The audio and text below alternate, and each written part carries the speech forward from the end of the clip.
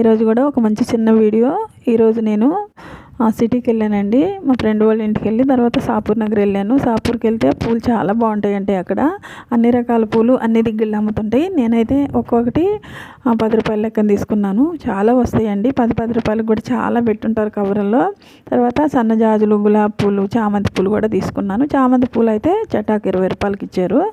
అన్నీ 4 రకాలు తీసుకొని వచ్చానండి. చూడండి డబ్బాలో చక్కగా నా అడుగున టిష్యూ పేపర్ వేసి ఫస్ట్ గులాబీ పూలు, తర్వాత చామంతి పూలు, మళ్ళీ గులాబీలు, తర్వాత ఇంట్లో ఉన్న చామంతులు, గులాబీలు కూడా వేసి చక్కగా పైన ఇంకొక టిష్యూ పేపర్ వేసి పెట్టామంటే అసలు ఎన్ని రోజులు ఉన్నా ఖరాబ్ అవ్వండి. కింద పైన టిష్యూ పేపర్ ఉంటుందో అలా తడి అనేది పీల్చుకుంటుందండి. ఈ బ్లూ కవర్లో ఉండేది తమలపాకులు.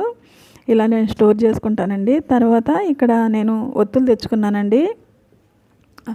ఈ ఒత్తులు నెయ్యి ఒత్తులంట.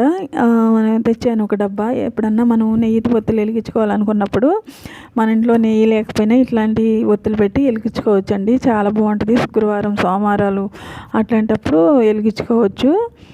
ఇంకా నేను పంచగవ్య దీపాలు కూడా తెచ్చుకున్నాను. ఇవి ఆవు పేడ, ఆవులో వచ్చే 5 రకాలు తో చేస్తారు కదా పంచగవ్య దీపాలు. ఇంకా వస్త్రం, ఇది విభూది గడ్డ అండి.